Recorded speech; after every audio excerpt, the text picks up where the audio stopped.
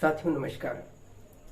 मैं आज कुछ प्रश्न ऐसे उठाना चाहता हूं जो बेसिक तौर पर हम देखते हैं कि यूपीएससी के एग्जाम और टेट के एग्जाम में जो मैथमेटिक्स में एक पोर्शन आता है प्रतिशत परसेंट, तो उससे किस टाइप से क्वेश्चन पूछे गए हैं और जो तुम्हारे नेक्स्ट एग्जाम में आने वाले हैं किस प्रकार से प्रश्न पूछे जा सकते हैं, इन सब के बारे में आज हम चर्चा करेंगे।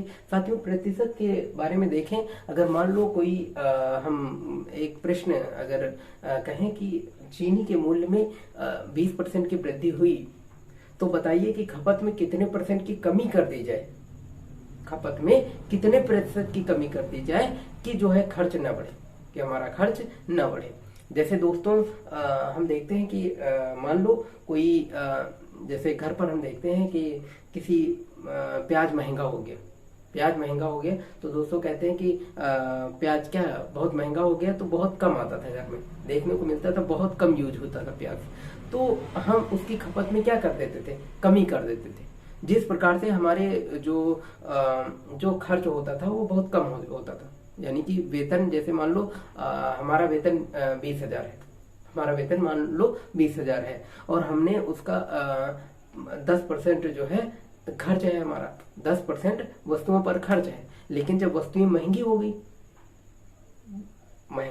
हो गई तो भाई 10,000 की जगह 15,000 लग सकता है। तो हम क्या कर सकते हैं, वस्तु को खर्च कम कर सकते हैं, वस्तु को कम खपत करेंगे। जब कम खपत करेंगे तो 10,000 में हमारा हो जाएगा। यानी कि जितनी शेविंग है उतना ही हम खर्च करें। तो वही चीज देखना है साथियों कि हम देखते हैं इस प्रकार से अगर क्वेश्चन आ रहा है कि किसी मान लो चीनी का मूल्य है, चीनी है, मान लो हम कहते हैं चीनी है, और चीनी के मूल्य में क्या हो जाए, चीनी के मूल्य में क्या हो जाए 20% की 20% की वृद्धि हो जाए।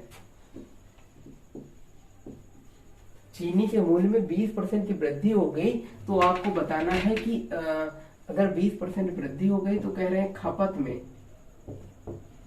में कितने प्रतिशत की कमी कर दी जाए, कितने प्रतिशत की कमी कर दी जाए कि खर्च हमारा पूर्ववत रहे, कि खर्च हमारा क्या रहे, पूर्ववत रहे, खर्च हमारा पूर्ववत रहे। तो साथियों देखते हैं पूर्ववत रहे। तो इस प्रकार से क्वेश्चन अगर आ गया तो हम कैसे करते हैं, देखिए अगर चीनी के मूल्य में क्या है 20% की वृद्धि हुई ना, तो जो 20% वृद्धि हुई है हम देखेंगे खपत में प्रतिशत कमी, यही तो निकालना है। यानी कि कितने प्रतिशत की खपत में कमी कर दी जाए, ये पूछ रहा है प्रश्न कि कितने परसेंट खपत में कमी कर दी जाए, कितने परसेंट खपत में कमी कर दी जाए। तो हमने क्या कहा, खपत में प्रतिशत कमी। तो खपत में प्रतिशत कमी कैसे निकालेंगे, जो 20% वृद्धि हुई है वो और बट्टे 100 प्लस 20, ये 20% वृद्धि और गुणे कितना 100। इस प्रकार से हम निकाल लेंगे खपत में कमी कितनी हुई। यानी कि हम देखें 20 बट्टे 120 और गुणे कितना हो जाएगा 100, तो ये कैंसिल हो जाएगा और ये तुम्हारा कितना हो जाएगा फिर 20, इसको हम 2 से काट देंगे और ये आ जाएगा तुम्हारा 10,100 और बट्टे कितना 6, अभी 2 से और जाएगा, 2 3 6 और ये आ जाएगा 16 सही 2/3। इतने प्रतिशत की कमी आ गई। यानी कि खपत में कितने प्रतिशत की कमी करेंगे तो खर्च वही बना रहेगा, हम कितने प्रतिशत की कमी करेंगे, यानी कि 16 सही 2/3 प्रतिशत की कमी कर देंगे तो खपत उतनी ही रहेगी। बात समझ में। अगर दूसरे प्रश्न की बात करें इसी प्रकार से, अगर हम कहें एक प्रश्न है, मान लो एक प्रश्न कह रहा है, एक प्रश्न कह रहा है कि किसी वस्तु में अगर कोई विद्यालय में खाद्यान्न बंटना है और उस खाद्यान्न में 10% की वृद्धि होगी, खाद्यान्न के मूल्य में क्या हो गया, खाद्यान्न के मूल्य में क्या हो गया, मूल्य में 10% की वृद्धि हो गई। कितनी, 10% की वृद्धि हो गई और कहा जा रहा है कि खपत कितना हम कम करें, उपभोग को कितना कम करें कि जो मूल्य है खाद्यान्न का, जो खर्च है वो उतना ही रहे, खर्च ना बढ़े। यानी कि खाद्यान्न अगर हम खाद्यान्न में 10,000 खर्चा कर रहे हैं और उसमें खाद्यान्न के मूल्य में 10% की वृद्धि हो रही, तो अब तो 12,000 खर्चा करना पड़ेगा। लेकिन हम खाद्यान्न में कमी कर दें, खाद्यान्न में कुछ % कमी कर देंगे, तो जब कुछ % कमी कर देंगे तो हमारा 10,000 में हो जाएगा। बात समझिए। अब तो कहने का मतलब है खाद्यान्न के मूल्य में 10% की कमी हो गई, तो भाई हम खाद्यान्न के खपत में कमी कर देंगे। तो खाद्यान्न के खपत में % कमी, ये आपको निकालनी रहेगी। तो खपत में % कमी यहाँ पर निकालते हैं, खपत में % कमी यानी कि प्रतिशत कमी। तो इसको हम कैसे निकालेंगे, कितने % की वृद्धि हुई, 10% की, तो 10% वृद्धि कितने में, 100 + 10 और गुणे कितना, 100। तो आ गया तुम्हारा कितना, 10/110 गुणे 100। तो ये हो गया और ये आ गया आपका 100 और अपॉन 11 और ये आ गया 11,999/11। इतने % आ गया क्या, खपत में प्रतिशत कमी, खपत में % कमी, ये आ गई। बात समझ में आ गई। यानी कि 9 सही 1/11। अगर इतने % की कमी कर देंगे, हम प्रतिशत में कमी कर देंगे, तो हमारा खर्च कैसा रहेगा, पूर्ववत ही रहेगा। जितना खर्च खाद्यान्न में पहले होता था उतना ही खर्च अब भी होगा, बस प्रतिशत खपत में जो है, खाद्यान्न के खपत में इतने % की कमी कर देंगे। अब बात समझ में आ गई। जैसे मान लो एक प्रश्न है कि प्रतिशत पर आता है कि एक विद्यालय में मान लो कुछ बच्चे हैं, क्या है, कुछ बच्चे हैं और उसमें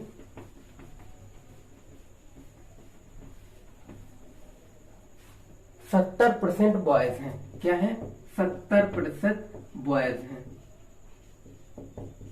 70% बॉयज हैं। किसी विद्यालय में 70% लड़के हैं और कहा गया कि उसमें लड़कियों की संख्या, नंबर ऑफ गर्ल्स वो दे रखा है। नंबर ऑफ गर्ल्स मान लो 504 दे रखा है। क्या दे रखा है, नंबर ऑफ गर्ल्स 504 है।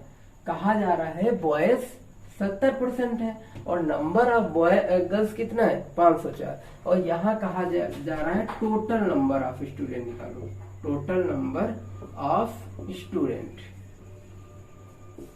तो साथियों हम कैसे निकालेंगे,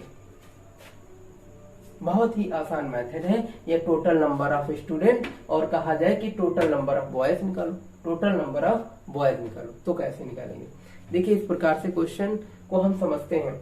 एक विद्यालय में जो बच्चे होंगे, बच्चों की संख्या होगी, जो स्टूडेंट की संख्या होगी वो 100% होगी। कितनी होगी, 100%।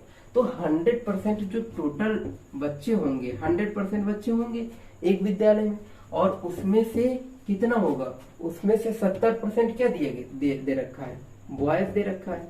70% बॉयज दे रखा है कि नहीं, 70% बॉयज दे रखा है। और तो अगर 70% बॉयज है तो गर्ल्स की संख्या कितनी होगी भाई, % में आप देखिए 100% बच्चे हैं, 100% स्टूडेंट है एक विद्यालय में, तो जब 70% बॉयज होंगे तो 30% क्या होगा, गर्ल्स होंगी, 30% गर्ल्स होगा। अब देखो यहाँ पर कह रहा है कि गर्ल्स के नंबर दिए गए हैं, नंबर ऑफ गर्ल्स कितना है, 504। तो जब 30% क्या है, 30% गर्ल्स हैं और कितनी गर्ल्स हैं, 504 है। तो यहां से क्या करेंगे, 504 है तो यहां से हम 100% निकाल लेंगे, तो हमारे टोटल नंबर ऑफ स्टूडेंट निकल आएगा। 30% बराबर 504, तो 1% बराबर कितना हो जाएगा, 504/30। और ये हो गया आपका, ये पॉइंट लगा और ये हो गया 16, 8, 24, यानी कि 1% बराबर कितना हो गया, 1% बराबर 16.8। तो 100% बराबर कितना हो गया, 1680। यानी कि टोटल नंबर ऑफ स्टूडेंट जो आया वो कितना आया 16 1 यानी कि टोटल नंबर ऑफ स्टूडेंट आया 1680 1680। तो ये तुम्हारा टोटल नंबर ऑफ स्टूडेंट आ गया। अब यही थोड़ा सा और कर देते कि बॉयज की संख्या बताइए, नंबर ऑफ बॉयज, क्या इसी में नंबर ऑफ बॉयज कितने हैं, तो आप बहुत ही आसानी से निकाल सकते थे, क्योंकि अब चाहे बॉयज की संख्या पूछे चाहे गर्ल्स की पूछे, हमें पता है 70% बॉयज है और 30% गर्ल्स है, जिसमें हमें परसेंट की वैल्यू पता है। जब 1% बराबर इतना है तो 100% इतना है, तो इसी में 70% निकालेंगे तो इसको 70 से मल्टीप्लाई कर देंगे, यानी कि ये आ जाएगा 1% आपको पता है कितना है 16.8 है, तो 70% कितना हो जाएगा 16.8 इंटू कितना हो जाएगा 70, और ये आपका हो जाएगा 16.8 इंटू 70, यानी कि तो 56 42 और 5 47 4 कितना आ गया, ये टोटल नंबर ऑफ क्या आ गया बॉयज। 70% बराबर कितना आ गया इतना जो है आंसर आ गया। बस समझ में, अगर बॉयज के नंबर पूछे जा रहे हैं तो बॉयज के नंबर आए 1176। अगर टोटल नंबर आप पूछे जा रहे हैं, टोटल नंबर ऑफ स्टूडेंट यानी कि कुल विद्यार्थियों की संख्या, तो 1680। बात समझ में आ गई। अगर ऐसे ही एक प्रश्न है कि मान लो, चलिए ऐसे ही प्रश्न देखते हैं। एक विद्यालय है जिसमें 25% गर्ल्स हैं। कितना है 25% गर्ल्स हैं, जिसमें 25% क्या है गर्ल्स हैं। एक विद्यालय में 25% गर्ल्स हैं और बॉयज की संख्या नंबर ऑफ बॉयज दिया गया है, नंबर ऑफ बॉयज दिया गया है 1500। नंबर ऑफ बॉयज इतना है और 25% गर्ल्स हैं, तो कहा जा रहा है टोटल नंबर ऑफ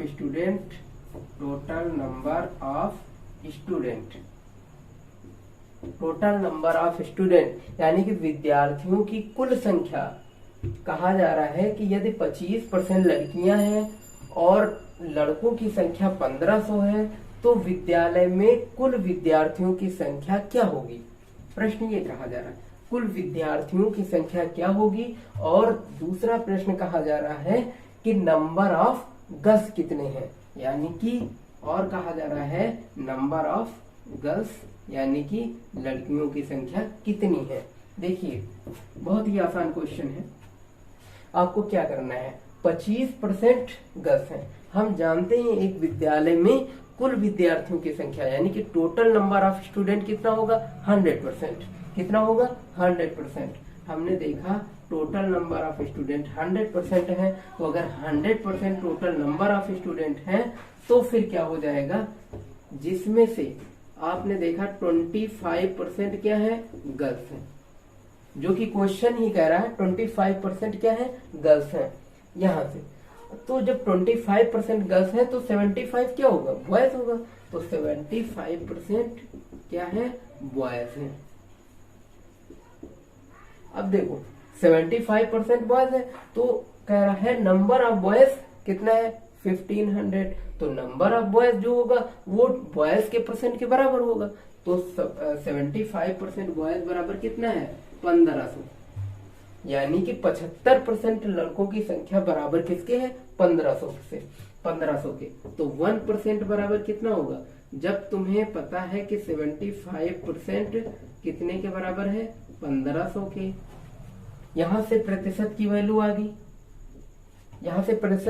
आ गई, यानी कि 75% 75% बराबर 1500, तो 1% बराबर कितना हो जाएगा 1500 बटे कितना 75, ये 15 25 75 और ये आ गया 5, ये आ गया 20, यानी कि 1% बराबर कितना हो गया 20।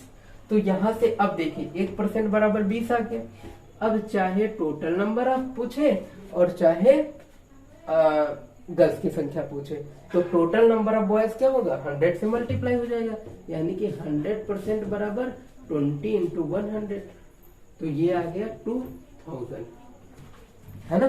तो ये आ गया 2000। हम कैसे करते हैं एक बार फिर समझ लें, यानी कि विद्यालय में 25% क्या है, गर्ल्स है। कहा जा रहा है विद्यालय में 25% गर्ल्स है और नंबर ऑफ बॉयज आपका कितना है, 1500। और कहा जा रहा है टोटल नंबर ऑफ स्टूडेंट कितना है, यानी कि विद्यार्थियों की कुल संख्या कितनी है और नंबर ऑफ गर्ल्स यानी कि लड़कियों की संख्या कितनी है। हमने क्या किया कि हम जानते हैं एक विद्यालय में कितने बच्चे हैं, 100% है, 100% स्टूडेंट है, जिसमें से क्वेश्चन के अकॉर्डिंग टू द क्वेश्चन हम देख रहे हैं 25% गर्ल्स हैं, तो बॉयज कितना हो जाएगा, 75%।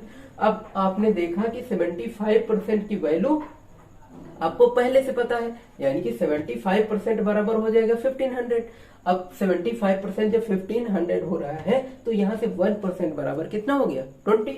अब देखिए 1% बराबर 20, तो 100% बराबर कितना हो गया, 2000, यानी कि 20 इंटू 100 कितना हो गया, 2000। आपने देखा कि टोटल विद्यार्थियों की संख्या कितनी आ गई, 2000, यानी कि 2000 स्टूडेंट हैं, 2000 विद्यार्थी विद्यालय में आपके हैं।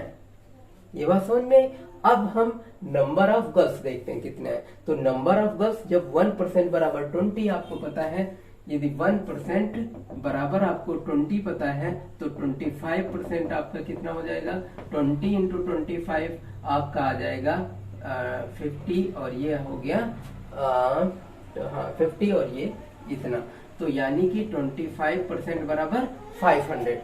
गर्ल्स की संख्या जो आई वो कितनी आ गई, 500। तो ये बात समझ में, यानी कि गर्ल्स आ गए 500, गर्ल्स कितनी है, यानी कि लड़कियों की संख्या कितनी है विद्यालय में 500, और बच्चों की संख्या कितनी है, बॉयज की संख्या कितनी है 1500, और टोटल नंबर ऑफ स्टूडेंट कितने हैं 2000।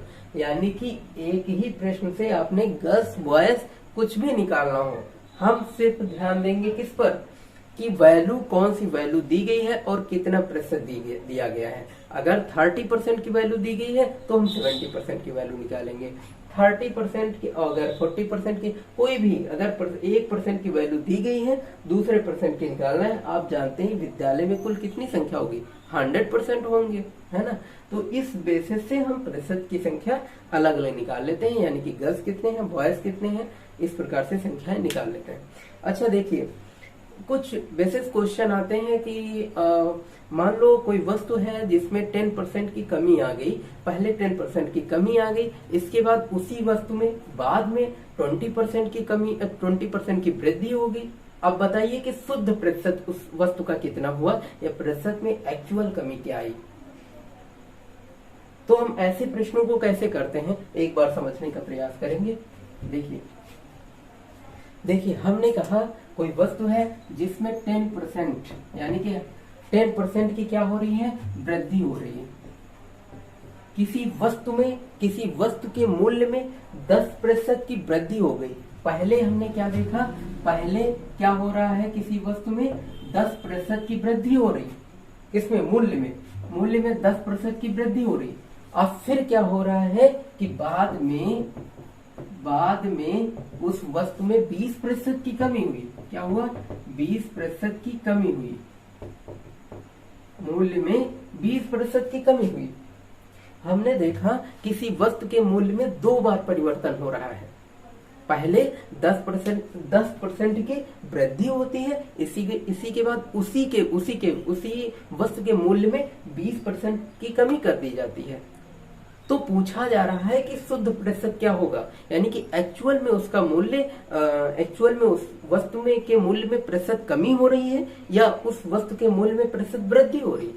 तो ऐसे प्रश्न निकालने के लिए हम क्या करते हैं, हम एक फार्मूला अपनाते हैं, वो होता है शुद्ध प्रतिशत बराबर क्या होता है, शुद्ध प्रतिशत, यानी कि एक्चुअल परसेंट बराबर शुद्ध प्रतिशत बराबर होता है m प्लस माइनस n,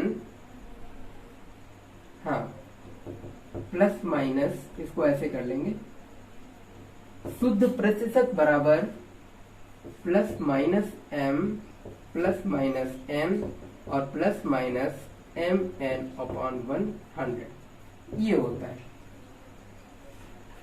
अगर प्रतिशत वृद्धि हो रही है तो प्लस का साइन, अगर प्रतिशत कमी हो रही है तो माइनस का साइन हम लेते जाएंगे, और ये परसेंट की वैल्यू है, प्रतिशत वृद्धि प्रतिशत कमी, इस प्रकार से हम ड्रा कर लेंगे। तो हमने देखा शुद्ध प्रतिशत हमें पता है क्या हो रहा है, 10% की वृद्धि हो रही है, तो यानी कि प्लस का साइन, तो 10% की वृद्धि हो रही है। m की वैल्यू एक्चुअल में कितनी हो रही है, m की वैल्यू 10 है यहाँ पर, और जो कमी हो रही है प्रतिशत कमी यानी कि माइनस, n की वैल्यू माइनस का 20 है, माइनस का 20%। तो हम क्या करेंगे, 10 और यहाँ माइनस 20 और फिर प्लस माइनस, प्लस माइनस, ये प्लस माइनस क्या हो जाएगा, 10 और प्लस माइनस माइनस हो जाएगा, और यहाँ पर क्या आ जाएगा, माइनस 10 इंटू 20 अपॉन कितना 100। यहाँ से 0 से दोनों 0 कट जाएंगे, एक्चुअल में आएगा 10 से 20 जाएगा -10 और ये -2 यानी कि -12। तो ये आ गया शुद्ध प्रतिशत, यानी कि -12%, जो कि क्या आया, शुद्ध प्रतिशत।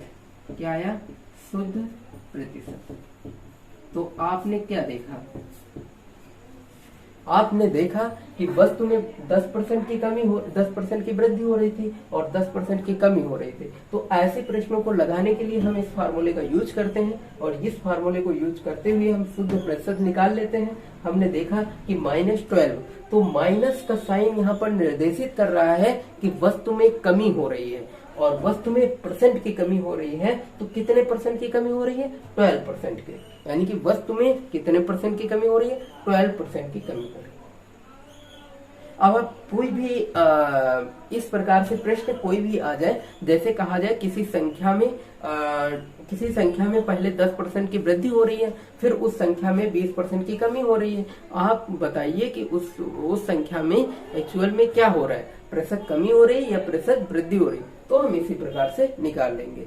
कोई प्रश्न आता है कि कोई वस्तु है जिसकी लंबाई 10% बढ़ रही है, कोई मतलब खेत है या कोई भी एरिया है जिस एरिया में 10% लंबाई में वृद्धि हो रही है और 20% चौड़ाई में वृद्धि हो रही है, तो बताइए कि उस एरिया में कितने प्रतिशत की वृद्धि हो रही है या कमी हो रही है। तो हम बिल्कुल यही फार्मूला लगाएंगे, लंबाई ले लेंगे, 20% की अगर वृद्धि हो रही है तो L बराबर 20% यानी कि प्लस 20%, और B बराबर चौड़ाई में अगर कमी हो रही है, प्रतिशत कमी हो रही है, तो माइनस जितनी कमी हो रही है -10%, और फिर वही mn ले लेंगे और फिर वैल्यू रख देंगे इसी में, या फिर यहाँ L और B ले सकते हैं, तो लंबाई और चौड़ाई ले सकते हैं, L और B इंडिकेट कर सकते हैं, और उसको हम फार्मूले से लगा लेंगे।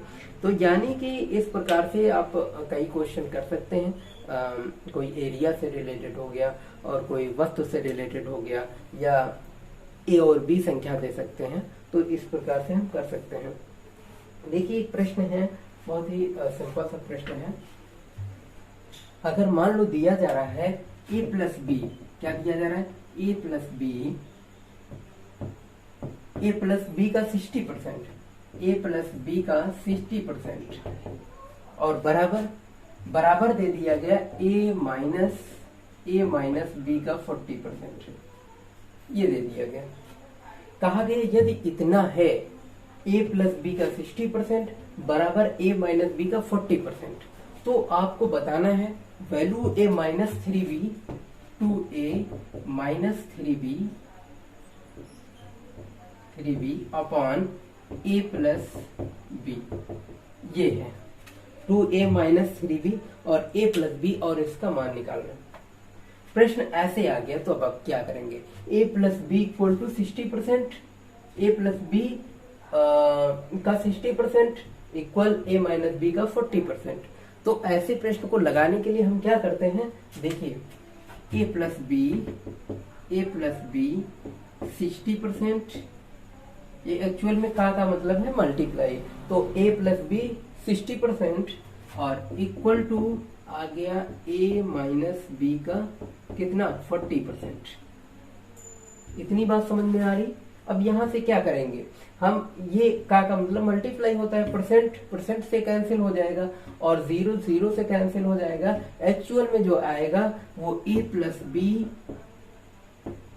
बी 6 और equal to a minus b equal to 4, ये आ गया। यानी कि जीरो से जीरो कैंसिल हो जाएगा, अपान में जाएगा, परसेंट परसेंट से कैंसिल हो जाएगा। अब देखिए इसको 6 से मल्टीप्लाई कर देंगे, 6a plus 6b equal to 4a minus 4b। इतनी बात समझ में आ रही है। और इसको हम क्या करेंगे, इधर माइनस करेंगे तो 2a बराबर कितना हो जाएगा, 6, ये हो जाएगा माइनस जाएगा तो ये हाँ, और ये हो जाएगा माइनस का 6b माइनस का 4b, ये आ जाएगा आपका माइनस का 10b 2a। तो ये हो जाएगा 2 5 10। अब a अपॉन b की वैल्यू आ गई -5 upon 1, a upon b -5 upon 1 ये आया। इसको हम ऐसे भी इस फॉर्म में भी लिख सकते हैं, यानी कि a इक्वल टू -5x और b इक्वल टू x, है ना। इसको हम ऐसे लिख सकते हैं, हमने क्या किया, a और b इक्वल टू 5 -5 और 1, दोनों का रेशियो है। तो a इक्वल टू, a की वैल्यू लेंगे तो क्या हो जाएगा, अनुपातिक मल्टीप्लाई आ जाएगा, तो अनुपातिक कांस्टेंट तो -5x हो जाएगा। a की वैल्यू कितनी हो जाएगी -5x और b की वैल्यू कितनी हो जाएगी x। ये वैल्यू हम उठा करके इसमें रख देंगे और इसकी वैल्यू फाइंड अप कर लेंगे। देखिए कैसे, 2a minus 3b equal a plus b। हमने क्या किया, 2 इंटू a की वैल्यू रखी -5x और -3b है, 3b की value x upon a plus b। a की वैल्यू है आपकी -5x और b की वैल्यू कितनी है x प्लस का, तो ये हो गया 5 टू द 10x माइनस का -3x और अपॉन माइनस का 4x, तो ये हो गया आपका माइनस का 13x, माइनस माइनस प्लस हो जाएगा और साइन माइनस का 4x, तो माइनस से माइनस कैंसिल हो गया और x से x कैंसिल हो गया, आया कि एक्चुअल में 13/4। तो इसकी वैल्यू कितनी आ गई, इसकी वैल्यू कितनी आ गई 13/4। ये तुम्हारा आंसर हो गया। बात समझ में आई कैसे, देखिए प्रश्न दिया गया था a प्लस बी का 60%, a plus b multiply 60% equal to a minus b 40%, और वैल्यू निकालना था आपको 2a minus 3b upon a plus b की वैल्यू निकालना था। आपने देखा कि आपने क्या किया, a प्लस बी का 60% equal to a minus b का 40%। आपने देखा यहाँ से परसेंट परसेंट कैंसिल हो रहा है, जीरो से जीरो कैंसिल हो रहा है। आपने मल्टीप्लाई किया 6a plus 6b equal to 4a minus 4b, और आपने देखा यहाँ से 2a इक्वल टू माइनस इधर जाएगा तो क्या हो जाएगा, जब दूसरे साइड में जाते हैं तो साइन चेंज हो जाता है, तो -6b और माइनस का 4b, तो यहाँ से क्या हो गया माइनस का 10b। आपने देखा 2 से मल्टीप्लाई डिवाइड हो गया तो 2 5 10, a रेशियो b की वैल्यू कितनी आ गई -5/1। आपने a की वैल्यू कितनी लिखी -5x, b की वैल्यू x। आपने ये दोनों वैल्यू इस सेक्शन में पुट कर देंगे, इसमें रख देंगे, और आपने वैल्यू रखने के पश्चात कैलकुलेशन करने के बाद फाइंड आउट करके ये वैल्यू प्राप्त करी, कितनी 13/4। तो इस प्रकार से कुछ क्वेश्चन वैल्यू पुटअप करने के लिए या एक फॉर्म दे देते हैं और कहते हैं इसकी वैल्यू निकालो, कैसे निकालोगे।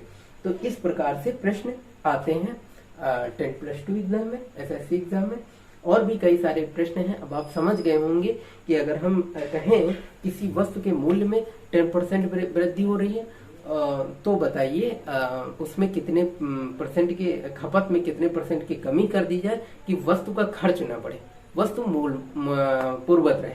तो हम क्या करेंगे, हम फार्मूला लगा देंगे, यानी कि प्रतिशत वृद्धि अपॉन क्या खपत में प्रतिशत कमी बराबर, हम वही फार्मूला लगा देंगे, क्या खपत में प्रतिशत कमी निकालने के लिए कि प्रतिशत वृद्धि अपॉन 100 प्लस जो प्रतिशत वृद्धि होगी इंटू 100। तो वो वाले फार्मूले लगा देंगे, फार्मूले से बेसिस फिर हम ये जो प्रश्न करते हैं ये हमको दिया गया है, इस हिसाब से हम निकाल लेंगे। और जैसे आपका जैसे हमने एक प्रश्न बताया था कि विद्यालय में कभी कभी पूछ लिया जाता है कि विद्यालय में 10% बच्चे हैं या 20% बॉयज हैं, और फिर 10 की संख्या पूछ ली जाती है, ये कोई एक नंबर दे देंगे और कहेंगे इसकी संख्या याद कीजिए। तो इस प्रकार से बहुत सारे क्वेश्चन आते हैं। एक प्रश्न है कुल विद्यार्थियों की संख्या, यदि किसी विद्यालय में कुल विद्यार्थियों की संख्या में 60% बॉयज हैं, कह रहा है विद्यार्थियों में 60% बॉयज हैं विद्यालय में, और गर्ल्स का जो नंबर है 972 है, तो आप टोटल नंबर ऑफ स्टूडेंट बताइए। तो टोटल नंबर ऑफ स्टूडेंट निकाला जा सकता है, बिल्कुल सिंपल है, आप वैसे ही करेंगे। इसको करके देखिएगा, देखिए होमवर्क में दे रहे हैं, और इसको कैसे आप लोग करेंगे, बिल्कुल इसको ट्राई करिएगा घर पर। देखिए कैसे, देखते हैं कमेंट में सारे लोग बताएंगे कितने लोग ट्राई किए इसको। तो प्रश्न क्या है कि यदि विद्यालय में 60% बॉयज हैं, 60% बॉयज हैं, क्या है, विद्यालय में 60% बॉयज हैं, और नंबर ऑफ गर्ल्स दिया गया है, नंबर ऑफ गर्ल्स दे रखा है 972, ये दे रखा है। किसी विद्यालय में 60% बॉयज है और नंबर ऑफ गर्ल्स 972 है, तो कहा जा रहा है कि टोटल नंबर ऑफ स्टूडेंट, यानी कि कुल विद्यार्थियों की संख्या कितनी होगी, और दिया है और निकालना है नंबर ऑफ बॉयज, यानी कि बॉयज की संख्या कितनी होगी। ये प्रश्न है आपके लिए, तो आप लोग इसको ट्राई करेंगे। क्या है, 60% बॉयज है, नंबर ऑफ गर्ल्स 972 है, टोटल नंबर ऑफ स्टूडेंट और नंबर ऑफ बॉयज। तो साथियों अगले सेशन में फिर मुलाकात होगी, तब तक के लिए